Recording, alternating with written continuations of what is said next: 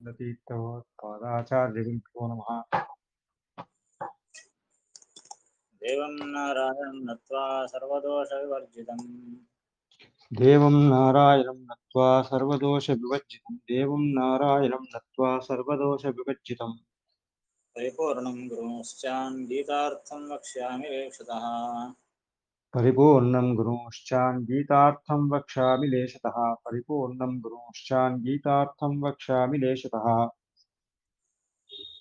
समस्तगुणसम्पूर्णं सर्वदोषविवर्जितं समस्तगुणसम्पूर्णं सर्वदोषविवर्जितं समस्तगुणसम्पूर्णं सर्वदोषविवर्जितं नारायणं नमस्कृत्य गीतातात्पर्यमुच्यते।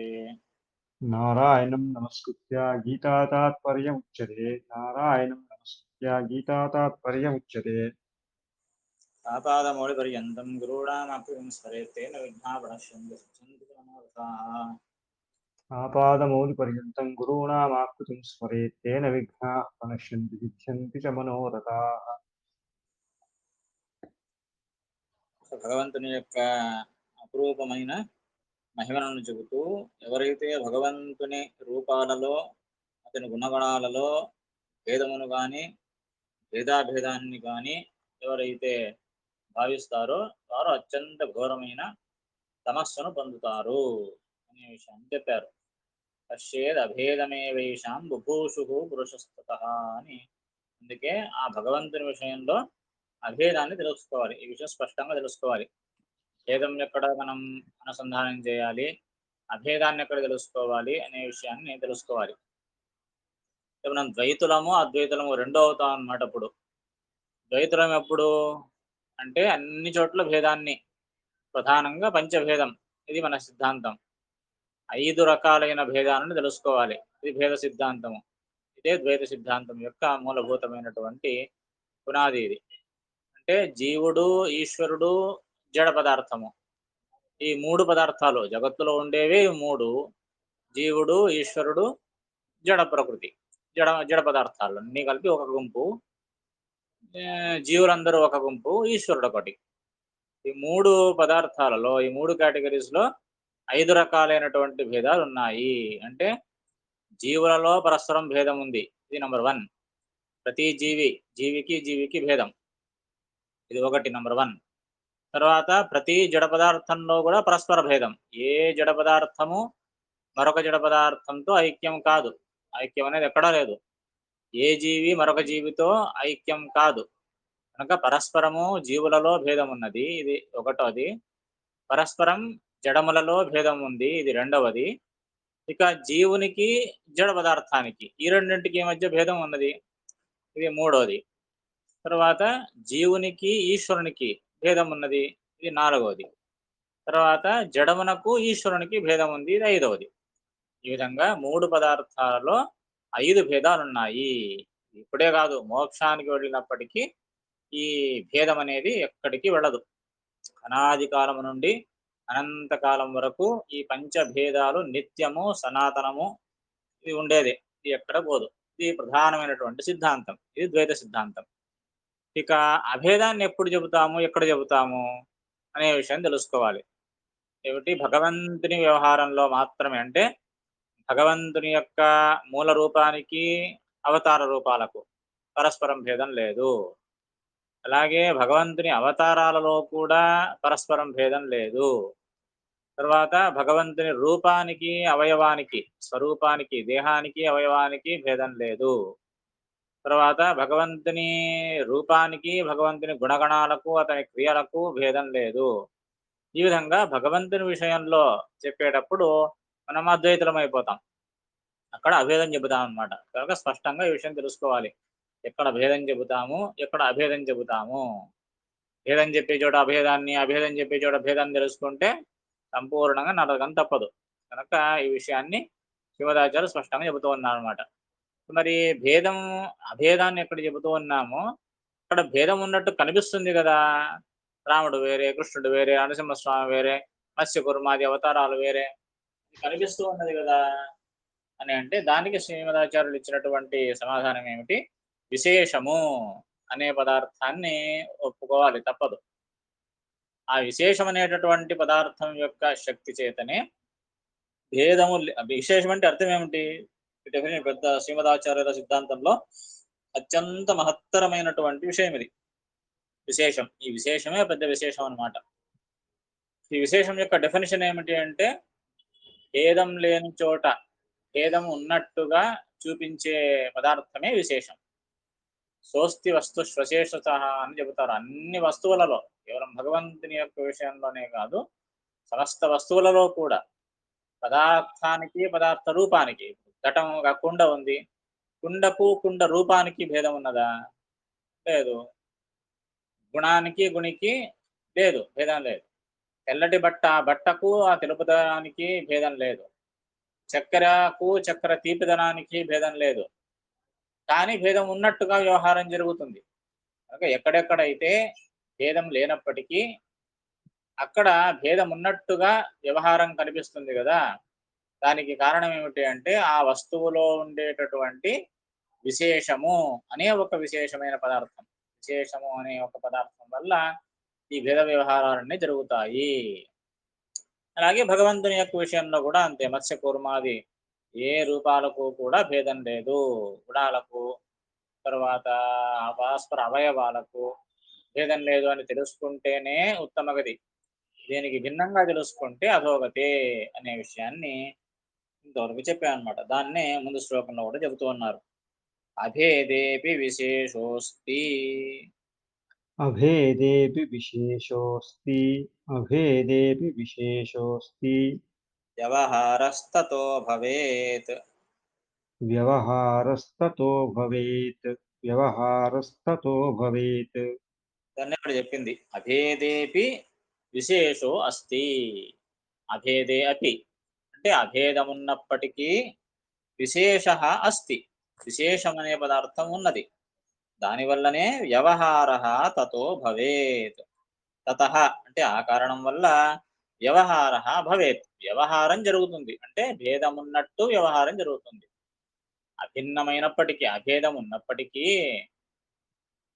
భగవంతుని అవతారాలకు, రూపాలకు, వస్తువు గుణగుణి అనేటటువంటి వాటికి ఇలా అభేదం ఉన్నప్పటికీ వ్యవహారం జరుగుతోంది. ఆ భేదం ఉన్నట్లుగా.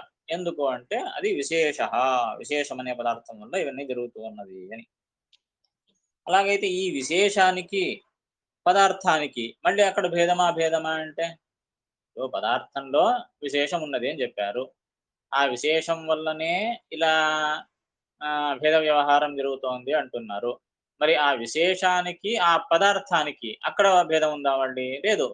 అక్కడ కూడా భేదం లేదు అంటున్నారు. విశేషిణాం విశేషస్య विशेषिणां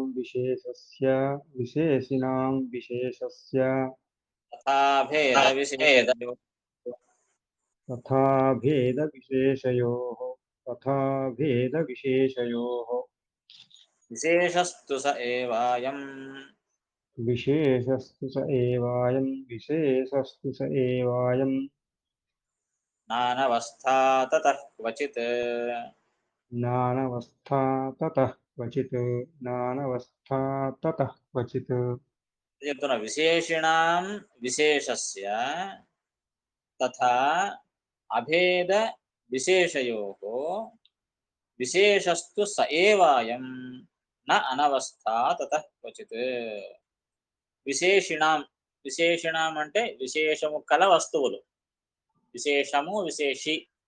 విశేషము కల వస్తువులను విశేషి అని అంటారు. అటువంటి విశేషి అంటే వస్తువులకు, తర్వాత విశేషస్య విశేషమునకు. వస్ ఆ విశేషాన్ని కలిగిన వస్తువుకు, ఆ విశేషానికి ఆ రెండింటికి మధ్య కూడా అభేదమే. మరి ఆ భేదం అంటే మళ్ళీ ఆ పదార్థములో విశేషం ఉన్నది అని ఎలా చెప్తాం? అక్కడ కూడా భేదం ఉన్నట్టు కనిపిస్తుంది కదా అంటే, అది కూడా ఆ విశేషం వల్లనే. అంటే ఇప్పుడు ఏమవుతుందంటే పదార్థానికి, విశేషానికి మధ్య ఇంకొక విశేషాన్ని ఒప్పుకోవాలి అనంటే, వాటి మధ్య ఆ రెండింటికి మధ్య మళ్ళీ అభేదం చెప్పాలి. వాటి భేద వ్యవహారం కొరకు మళ్ళీ ఇంకో విశేషం ఒప్పుకోవాలి. ఈ విధంగా ఒప్పుకుంటూ వెళితే అనవస్థ అనే దోషం ఏర్పడుతుంది. అంటే అలాగే కంటిన్యూస్ పోతూ ఉంటుంది అని. ఎక్కడ ఆగదిది. ఆగని ప్రక్రియ జరుగుతుంది. అది ఒక పెద్ద దోషం. కనుక ఆ విధంగా కాకుండా పదార్థానికి విశేషానికి మధ్య అభేదం ఉన్నది. కానీ భేద వ్యవహారం జరుగుతుంది. దానికి ఇంకొక విశేషం అవసరం లేదు. ఈ విశేషమే ఆ పని చేస్తుంది.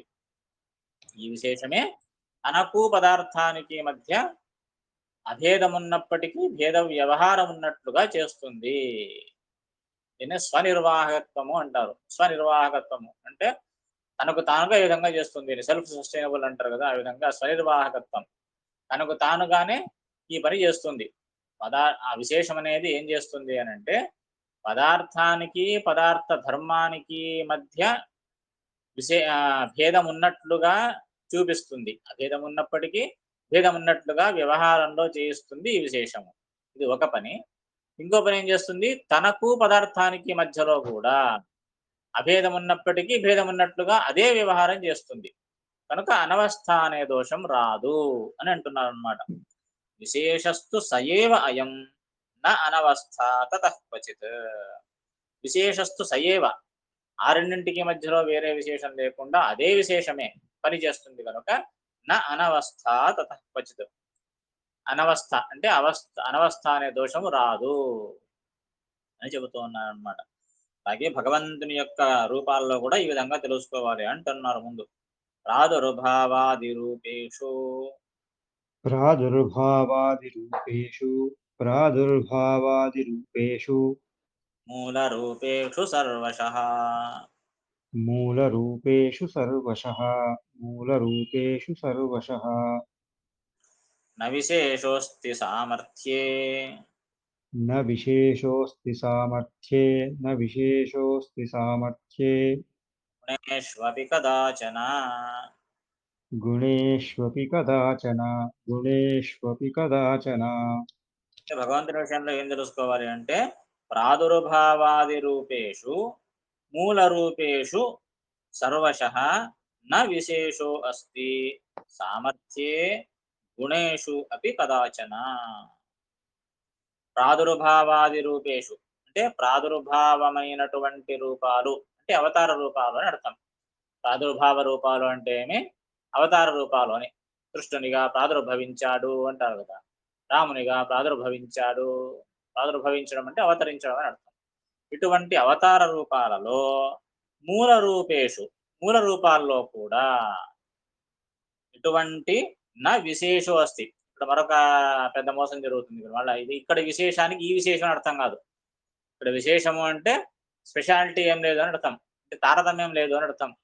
మూల రూపాలకు, అవతార రూపాలకు ఎటువంటి తారతమ్యము లేదు. అన్ని చోట్ల అభేదమే ఉండేది అని అర్థం. నా విశేషోస్తి అంటే ఇక్కడ తారతమ్యం లేదు. మూల రూపానికి, ప్రాదుర్భావ రూపాలకు ఎటువంటి తారతమ్యం లేదు. ఏ విషయంలో? సామర్థ్యే గుణేషు అపి కదాచన. సామర్థ్య విషయంలో గాని, గుణ గుణముల విషయంలో కానీ ఎక్కడ ఎటువంటి తారతమ్యం లేదు. ఇంతకుముందే చెప్పుకున్నట్లుగా కొంతమంది ఏమని చెబుతారు? కేవలం కృష్ణావతారం మాత్రం పరిపూర్ణ రూపము, మిగిలినవి పూర్ణ రూపాలు కావు అనే చెప్పే కొంతమంది ఉన్నారు. కనుక ఏమంటున్నారు? మూల రూపానికి, అవతార రూపానికి అది ఏ రూపమైనా కావచ్చు. చిన్న అణురూపం నుంచి ప్రారంభం చేసుకుని మహత్తర రూపం వరకు ఆ అవతారాలు మత్స్యావతారం నుంచి ప్రారంభం చేసుకుని అనంత అవతారాలు ఏ రూపాల్లో కూడా ప్రాదుర్భావ రూపాలకు పరస్పరం భేదం లేదు, పరస్పర తారతమ్యం లేదు. మూల రూపానికి, అవతార రూపానికి కూడా పరస్పర తారతమ్యం లేదు అనే విషయాన్ని స్పష్టంగా తెలుసుకోవాలి. సామర్థ్య విషయంలో కావచ్చు, గుణముల విషయంలో కావచ్చు. అన్ని రూపాలు అనంత కళ్యాణ గుణ పరిపూర్ణములైనవే. అన్ని రూపాలు అనంత సామర్థ్యం కలిగినవే అనే విషయాన్ని స్పష్టంగా తెలుసుకోవాలి.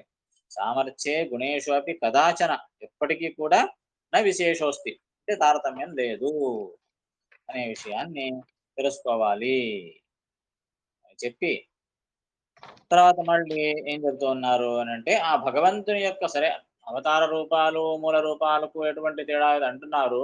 మొదట అసలు భగవంతుని యొక్క అవతారాలేవి అవి తెలిస్తే కదా! ఏ శ్రీమదాచార్యులు ముందే ఊహించారు. పురాణాలు గూడా ముందే ఊహించాయి. ముందు ముందు భగవద్ అవతారాలని చాలామంది డ్రామాలు వేస్తారు. వేషాలేసుకొని నేనే దేవుడినని చెప్పుకుంటారు గనుక, భగవంతుని యొక్క అవతారాలను మనం ప్రమాణంగా తెలుసుకోవాలి తప్పనిస్తే ఎవరో ఒకరు నేను భగవంతుడినేనే వేషం వేసుకొని తనంతకు తాను చెప్పుకుంటే ఎవరు భగవంతుడు కాలేరు. కనుక భగవంతుడు అంటే అది పురాణాల్లో చెప్పి ఉండాలి. దానికి ప్రమాణం కావాలి. ఇతడు భగవంతుడు అని అది శాస్త్రం చెప్పాల్సిందే తప్పనిస్తే ఎవరంతకు వారుగా సెల్ఫ్ డిక్లరేషన్ ఇచ్చుకుంటే అతడు భగవంతుడు కాలేడు. అందుకే భగవంతుని యొక్క అవతారాలేవి అని కొన్ని స్థూలంగా చెబుతూ ఉన్నారనమాట.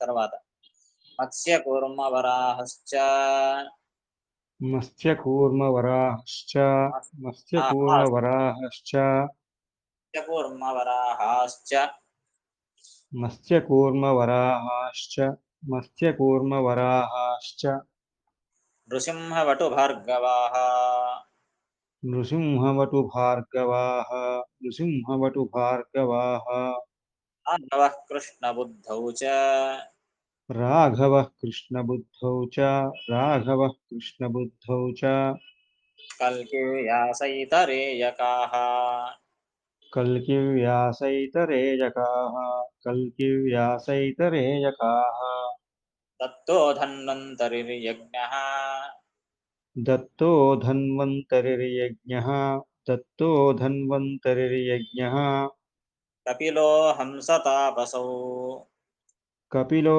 హంసతాపసౌ కపిలో హంసతాపసౌ శుంశుమారోహయాస్యశ్చ శింశుమారోహయాస్యశ్చ శింశుమారోహయాస్యశ్చ కృష్ణశ్చ ధర్మజः హరిః కృష్ణశ్చ ధర్మజः హరిః కృష్ణశ్చ ధర్మజः నారాయణస్తథై నారాయణస్తథేత్యాద్యాः నారాయణస్తుతేత్యాద్యాः నారాయణస్తతేత్యాద్యాः సాక్షాన్నారాయణः స్వయం సాక్షాన్నారాయణः స్వయం సాక్షాన్నారాయణः స్వయం. మా పుణ్యం. ఒకసారి భగవంతుని యొక్క అనేక అవతారాల యొక్క స్మరణ జరిగింది. ఒక గొప్ప పుణ్యం అనుకోవాలి. భగవంతుని యొక్క అవతారాలు ఒక్కసారి ఈ విధంగా ఈ శ్లోకాన్ని చదువుకొని స్మరణ చేసుకుంటే కూడా ఎన్నో అవతారాల స్మరణ మనకు కలుగుతుంది. మంచి శ్లోకం. మత్స్య కూర్మ వరాహాశ్చ నృసింహ వటు భార్గవాః. మత్స్యావతారము, కూర్మావతారము, వరాహావతారము ఇవన్నీ ఏమిటి? సాక్షాన్ నారాయణ స్వయం. ఇవన్నీ సాక్షాత్తుగా నారాయణుని యొక్క అవతారాలే. ఇందులో ఎటువంటి సంశయం లేదు. మత్స్య కూర్మ వరాహాః నృసింహ వటు భార్గవాః. నృసింహస్వామి. వటు అంటే వటు రూపము అంటే వామనావతారం. భార్గవాః భార్గవరాముడు అంటే పరశురాముడు. తర్వాత రాఘవః రఘువంశ ఉత్పన్నుడైనటువంటి శ్రీరామచంద్రుడు, దశరథి రాముడు. కృష్ణ బుద్ధౌచ కృష్ణుడు, దేవకీసుడైనటువంటి కృష్ణ పరమాత్ముడు. బుద్ధావతారం సాక్షాత్తుగా భగవంతుని అవతారమే. కల్కి కలియుగం ముందు జరగబోయేటటువంటి కల్కి అవతారం. వ్యాస సాక్షాత్తుగా వేదవ్యాసుల వారు. ఎందుకంటే కొంతమంది వ్యాస కశ్చన ఋషి అంటారు. అతడు ఒక సామాన్యమైన ఋషి, అందరు ఋషుల్లాగే అని చెప్పేవాడు కొంతమంది ఉన్నారు. వ్యాసుడు సాక్షాత్తుగా నారాయణ అవతారము అని ఒప్పేవాళ్ళు కొంతమంది కాదు. అందుకే వ్యాసుని కూడా చెప్తూ ఉన్నారు. వేదవ్యాసుల వారు. ఐతరేయకాః ఐతరేయ ఉపనిషత్తు. ఆ ఐతరేయ ఉపనిషత్తును ఉపదేశించినటువంటి రూపం ఐతరేయ రూపము. దానికి మహిదాస అని కూడా పేరు. మహిదాస అనే అతని పేరు. ఇతరాదేవి యొక్క కుమారుడు గనక ఐతరేయ అని అతనికి పేరు. మహిదాస ఐతరేయ అని అంటారు అందుకే అతన్ని. అటువంటి ఐతరేయ రూపం, ఐతరేయ ఉపనిషత్తు దాన్ని ఉపదేశించినటువంటి మహానుభావుడు ఐతరేయుడు. అది సాక్షాత్తుగా నారాయణుడు. దత్తనామక భగవంతుడు అంటే దత్తాత్రేయ అంటాం కదా, ఆ రూపం. దత్తాత్రేయ అంటే సాధారణంగా ఇప్పుడు చెప్పినట్టు ఏదో ఒక ఫోటో, 3 తలల ఫోటో, కింద 4 కుక్కలు ఏమేమో వేసి ఉంటారు. అదేమీ కాదు. అది కాదు దత్త అంటే. దత్త అంటే సాక్షాత్తుగా అతనికి 3 తలకాయలు లేవు కదా. సహస్ర శీర్ష పురుష అది వేరే. కానీ అవతరించినప్పుడు అతనికి ఒకటే తలకాయనే, ఒకటే శిరస్సే ఉండేది. అత్రి మహర్షికి ఆవిర్భవించినటువంటి రూపం. అత్రి మహర్షి తపస్సు చేసినప్పుడు ఆ త్రిమూర్తుల గురించి తపస్సు చేస్తాడు. ముగ్గురు ప్రత్యక్షమవుతారు, బ్రహ్మ విష్ణు మహేశ్వరుడు. అప్పుడు వాళ్ళు ముగ్గురు కూడా అత్రి మహర్షికి కుమారుడుగా అవతరిస్తారు. బ్రహ్మదేవునికి సాక్షాత్తుగా అవతారం లేదు గనక చంద్రుని యందు ఆవిష్టుడై అవతరిస్తాడు. ఆ ఈశ్వరుడే ఆ దుర్వాస మహర్షిగా అవతరిస్తారు. సాక్షాత్ భగవంతుడే దత్త అనే రూపంలో అవతరిస్తాడనమాట. భగవంతుడు ఇతడు ఏమడిగాడు, నీ వంటి కుమారుడు కలగాలి అని అంటే అతని మహర్షి భగవంతుడు అన్నాడు, నా వంటి కుమారుడు ఇంకొకడు లేడు కదా, నేనే వస్తాను. దత్త అన్నాడు. నన్ను నేనే ఇచ్చుకున్నాను. దత్త అంటే ఇచ్చేశాను. నన్ను నేనే ఇచ్చేశాను నీకు కుమారునిగా అని వచ్చాడు గనక దత్త అని అతని పేరు. అత్రి కుమారుడు గనుక ఆత్రేయ అని, దత్త ప్లస్ ఆత్రేయ దత్తాత్రేయ అని అయింది. కనుక అటువంటి ఒకే తలకాయనే. త్రిమూర్తులు ముగ్గురు వేరే వేరుగా అవతరించారు అక్కడ. అంతేగాని ఒకే వ్యక్తికి 3 తలకాయలు లేవు అక్కడ. అది తెలుసుకోవాలి. దత్తః అటువంటి దత్తాత్రేయ అవతారం. ధన్వంతరిః క్షీరసాగరంలో ఆవిర్భవించిన సమస్త రోగ పరిహారకమైనటువంటి రూపం ధన్వంతరిః. తర్వాత యజ్ఞః. యజ్ఞ అనేది భగవంతుని రూపం. భాగవతంలో మనము స్వయంభువ మన్వంతరంలో మొట్టమొదటి మనువు స్వయంభువ మనువు. ఆ స్వయంభువ మనువుకు 5 మంది సంతానం. ఆకూతి, దేవహూతి, ప్రసూతి అని ముగ్గురు ఆడ సంతానము. ప్రియవ్రత, ఉత్తానపాద అని 2 కొడుకులు. ఇందులో ఈ ఆకూతి అనే కూతురు ఉంది కదా, మొదటి కూతురు. ఆ ఆకూతిని రుచి ప్రజాపతికి ఇచ్చి వివాహం చేస్తారు. అక్కడ అవతరించిన మహానుభావుడే యజ్ఞ అనే రూపం. యజ్ఞ అనే రూపంలో అవతరిస్తాడనమాట భగవంతుడు. ఆ స్వయంభువ మనురాజు అతడు యజ్ఞం చేసేటప్పుడు ఎంతో మంది రాక్షసులు ఆ యజ్ఞాన్ని విఘ్నం చేసి అతన్ని సంహరించాలి అని వస్తారు. అప్పుడు ఆ స్వయంభువ మనువు అతన్ని ఆ యజ్ఞనామక భగవంతుని స్తుతిస్తాడు. తన దౌహిత్రుడే, తన కూతురి కొడుకే అవతరించినటువంటి భగవంతుని స్తోత్రం చేస్తాడు. అదే ఈశావాస్య ఉపనిషత్తు అయిందనమాట. ఆ ఈశావాస్య ఉపనిషత్ మంత్రములతో స్వయంభువ మనువు ఆరాధిస్తాడు, భగవంతుని స్తోత్రం చేస్తాడు. అప్పుడు ఆ భగవంతుడు వచ్చి ఆ రాక్షసులందరినీ సంహరిస్తాడు అనే కథను మనం వింటాం, భాగవతంలోనే వింటాం. అటువంటి ఆ యజ్ఞనామక భగవంతుడు యజ్ఞ అని స్వయంభవమనవు యొక్క దౌహిత్రుడు, కూతురి కొడుకుగా అవతరించిన రూపం యజ్ఞ. తర్వాత కపిల, మరొక రూపం కపిల. ఏమి ఆకూతి, దేవహూతి, ప్రసూతి అని ముగ్గురు కుమార్తెలని చెప్పుకున్నాం కదా స్వయంభువన్ రాజునకు. ఒక కూతురు కొడుకు ఏమో యజ్ఞ, ఇంకొక కూతురు దేవహూతి. ఆ దేవహూతి కొడుకే కపిల నామక భగవంతుడు. ఈమె స్వయంభువన్ రాజు యొక్క భాగ్యం చూడండి. 2 మనమలు, 2 దౌహిత్రుడు, సాక్షాత్తుగా భగవద్ అవతారం. ఒక కూతురి కొడుకు యజ్ఞనామక భగవంతుడు, ఇంకొక కూతురు దేవహూతి. ఆ దేవహూతిని కర్దమ ప్రజాపతికి ఇచ్చి వివాహం చేస్తారు. తృతీయ స్కంద భాగవతంలో మనం కథ వింటాం. ఆ కపిలనామక భగవంతుడు తల్లి అయిన దేవహూతికి ఉపదేశం చేసింది, అవన్నీ తృతీయ స్కందంలో వింటాం. ఆ ఉపదేశం చేసినటువంటి ప్రదేశమే మాతృగయ, సిద్ధపూర్. అటువంటి కపిలనామక భగవంతుడు యజ్ఞ కపిల. హంస తాపసౌ. హంస, హంసనామక భగవంతుడు. మనం ఇప్పుడు చెప్తాం కదా, స్వామివారికి చెప్పేటప్పుడు హంస నామక భగవంతుని యొక్క పీఠంలో అలంకరించినటువంటి స్వాముల వారు అని చెబుతాం. హంస అనేది ఒకరు భగవంతుని యొక్క రూపం. అంటే భగవంతుడు మొదట హంస రూపంలో సనకాదులకు తత్వోపదేశం చేస్తాడు. అక్కడి నుంచి ప్రారంభమైంది ఈ పరంపర. ఆ భగవంతుడు హంస రూపంలో సనకాదులకు ఉపదేశిస్తాడు. ఆ సనకాదుల తర్వాత దుర్వాసులకు, ఆ దుర్వాసులకు జ్ఞాన నిధులని, అలా పరంపర వస్తూ వస్తూ వస్తూ అదే పరంపరని ఆ అచ్యుత ప్రేక్షులు అదే పరంపరలోనే వచ్చారు. దుర్వాస మహర్షి తర్వాత అదే ద్వాపర కాలంలో దుర్వాస మహర్షి, ఇదే పీఠంలోనే ఉన్న మహానుభావులు. అదే కలియుగంలో రాను రాను ఆ అచ్యుత ప్రేక్షాచార్యులు వచ్చారు కలియుగంలో. ఆ అచ్యుత ప్రేక్షాచార్యుల దగ్గరనే మన మధ్వాచార్యులు సన్యాసాశ్రమాన్ని స్వీకరించారు. ఆ పరంపర అలాగే ముందుకు వచ్చింది అనమాట. ఆ హంసనామక పరమాత్మ పీఠం ఇది. ఈ పీఠానికి మూలమైనటువంటి భగవంతుడే హంస అని అతనికి పేరు. హంస రూపంలో వచ్చి ఉపదేశించాడు కనుక హంస రూపం అది. అటువంటి భగవంతుడు హంస. తాపసౌ, తాపస రూపం. తాపస అంటే ఈ 14 మనువులు ఉన్నారు కదా, బ్రహ్మదేవుని ఒక రోజులో 14 మన్వంతరాలు అవుతాయి. 14 మన్వంతరాధిపతులు పాలన చేస్తారు. మొట్టమొదటి మనువే స్వయంభువ మనువు. తర్వాత స్వయంభువ, తర్వాత స్వారోచిష, ఉత్తమ, తాపస. స్వయంభువ, సారోచిష, ఉత్తమ, తాపస. 4వ మన్వంతరం తాపస మన్వంతరం. అక్కడ తాపస మను. ఆ తాపస మను ఎవరో కాదు, సాక్షాత్తుగా భగవంతుడే. ఆ మన్వంతరంలో భగవంతుడే తాపస అనే పేరుతో తానే మన్వంతరాధిపతిగా ఉండి ఆ మన్వంతరాన్ని తాను నడిపిస్తాడనమాట. ఆ విధంగా ఇది తాపస అంటే మన్వంతరాధిపతి, 4వ మన్వంతరాధిపతి అయినటువంటి తాపస. ఇది భగవంతుని యొక్క సాక్షాత్ రూపం. తర్వాత శింశుమారః. శింశుమార రూపం అంటే సమస్త ఈ జ్యోతిర్మండలానికి, జ్యోతిర్మండలంలో ఆకాశంలో ఆ శింశుమార లోకం అని ఉంది. శింశుమార ఆకారంలో, శింశుమార అంటే తేలు. ఆ తేలు ఆకారంలో, శింశుమార ఆకారంలో ఉండి భగవంతుడు సమస్త జ్యోతిర్మండలాన్ని తాను నియమిస్తూ ఉంటాడు. ఆ శింశుమార భగవంతుని యొక్క తోక చివర ఉండేది ధ్రువలోకం. ధ్రువ చక్రవర్తి అక్కడ తానున్నాడనమాట. స్టార్, పోల్ స్టార్ అంటాం కదా! ధ్రువ నక్షత్రము. ఆ జ్యోతిర్మండలంలో ఉంది.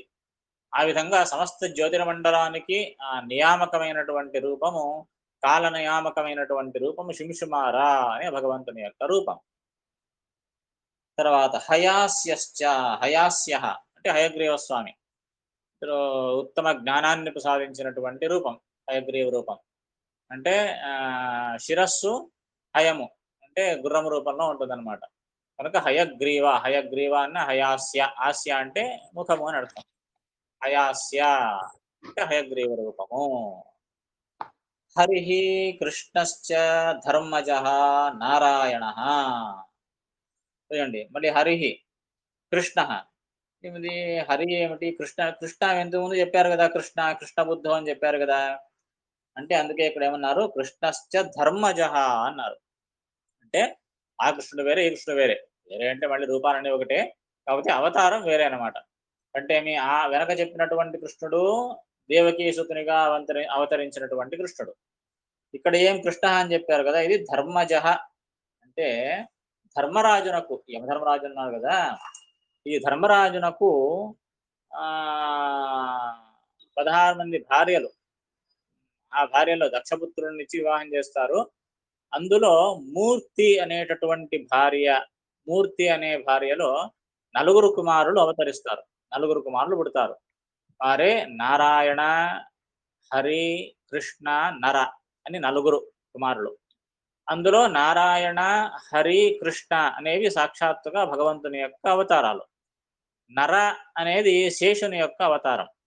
నర నారాయణులు అంటాం కదా, ఈ నరనారాయణులే ఈ బదరికా క్షేత్రంలో ఉండి, మనం ఏం బదిరి పెడతాం కదా, ఆ బదిరిలో నరనారాయణులు ఉన్నారు అంటారు. ఎవరా నరనారాయణులు అంటే వీరే, యమధర్మరాజు, మూర్తిదేవి వాళ్ళిద్దరి యందు అవతరించినటువంటి రూపం ఈ నరనారాయణులు. నరుడు అంటే సాక్షాత్తుగా ఆదిశేషుడు. ఆదిశేషుడు నరునిగా అవతరిస్తాడు. సాక్షాత్ భగవంతుడే నారాయణ అనే రూపంలో, మళ్ళీ ఇక్కడ ఈ రూపానికి కూడా నారాయణ అని పేరు, నారాయణ అనే పేరుతో అవతరిస్తాడనమాట. ఈ నరనారాయణులు ఇక్కడ బదరికాశ్రమంలో ఉన్నారు.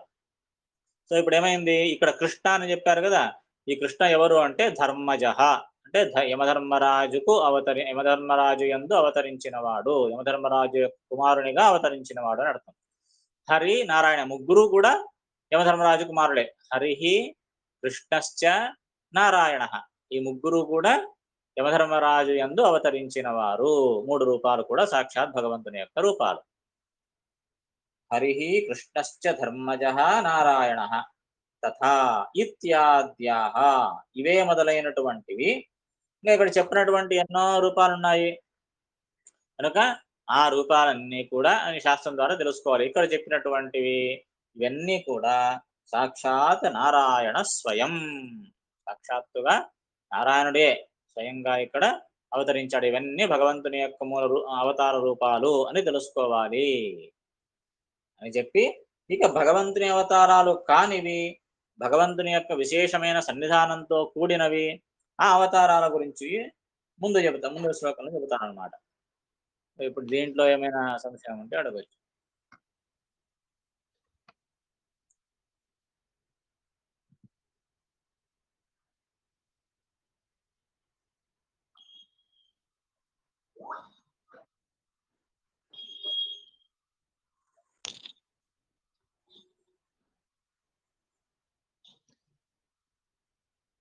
ఆచార్య హయగ్రీవుడి గురించి కొంచెం చెప్పండి హయగ్రీవ అవతారం గురించి ఏమన్నారు?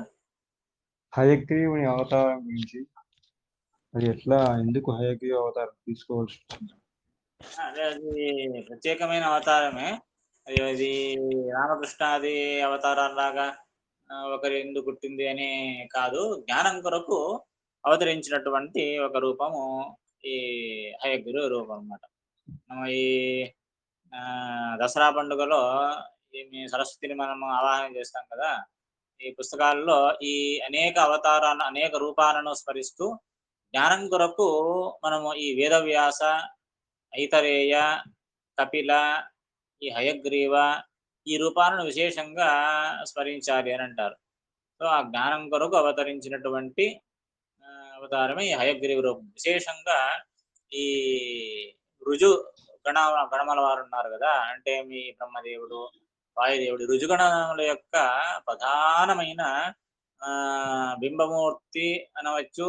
లేదా వారి యొక్క ఉపాస్యమూర్తి అనవచ్చు. ఉపాస్యమూర్తి హయగ్రీవమూర్తి అనమాట. అతన్ని విశేషంగా ఆరాధిస్తారు. విశేషంగా ఈ హయగ్రీవమూర్తిని ఉపాసన చేసే అధికారం గూడా అందరికీ లేదు. విశేషంగా ఈ ఋజుగణములకు సంబంధించిన వారికి విశేషమైనటువంటి ఉపాసనా శక్తి. హయగ్రీవమూర్తిని ధ్యానించి ఉపాసన చేసే శక్తి వారికి ఉన్నది అనే ఒక విశేషాన్ని చెబుతారు. అలా జ్ఞానం కొరకు అవతరించినటువంటి రూపం. ఎవరైతే హయగ్రీవమూర్తిని విశేషంగా ధ్యానిస్తారో వారికి జ్ఞానము విశేషంగా లభిస్తుంది అనే మాటను చెబుతారు. మూల రామాయణం ఇచ్చిన వారు రామాయణ మూల రామాయణం ఇచ్చినటువంటి మూర్తి హయగ్రీవమూర్తి. అంటే ఈ హయగ్రీవ రూపంతో మూల రామాయణం రచన. ఇప్పుడు ఒక్కొక్క ఎలాగైతే మనము మహాభారతాన్ని వ్యాస రూపంలో రచించారు అని చెబుతాము. అలాగే ఈ పంచరాత్రం, పంచరాత్రం మొత్తాన్ని ఇప్పుడు మనం చెప్పుకున్నాం గదా! ధర్మరాజు యొక్క కుమారునిగా నారాయణుడు అవతరించాడు అని. ఆ నారాయణ రూపంలో పంచరాత్రాన్ని తాను రచిస్తాడు. అలాగే మూల రామాయణాన్ని అంటే వాల్మీకి రామాయణానికి కూడా మూలమైనటువంటి శతకోటి విస్తారమైన 100 కోట్ల శ్లోకంతో కలిగినటువంటి మూల రామాయణము.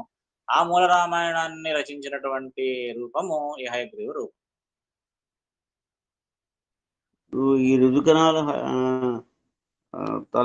అంటే ఇప్పుడు మన వాదిరాజుల వారు వాదిరాజు వారు కూడా విశేషంగా హయగ్రీవమూర్తిని ఉపాసించేవారు.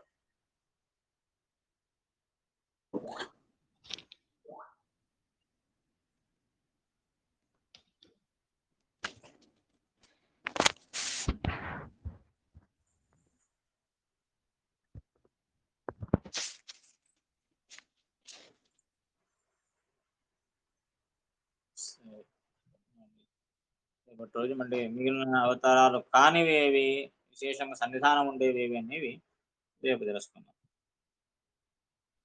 ఇందులో కొన్ని ఒకేసారి వచ్చినవి ఉన్నాయి కదండి. ఒకేసారి అంటే సముద్రం అదే మదనం అప్పుడు ఒకేసారి 3, 4 వచ్చాయి కదా. ఇప్పుడు ఇవే ఉన్నాయి కదా. ధర్మరాజు యొక్క కుమారుడుగానే ముగ్గురు అవతరించారు. సముద్రవతరణంలో కూడా అప్పుడే కూర్మావతారం అప్పుడే జరిగింది. మరి దాని తర్వాత ధన్వంతరి అవతారం అప్పుడే వచ్చింది. అజిత నామక భగవంతుడు అజిత అనే రూపంలో ఆ మందర పర్వతాన్ని 2 చేతులతో చిలికినటువంటి రూపం అజిత అనేటటువంటి రూపము. ఆ రూపం అప్పుడే వచ్చింది. మోహిని అవతారం అప్పుడే వచ్చింది. సో ఇవన్నీ కూడా భగవద్ అవతారాలే.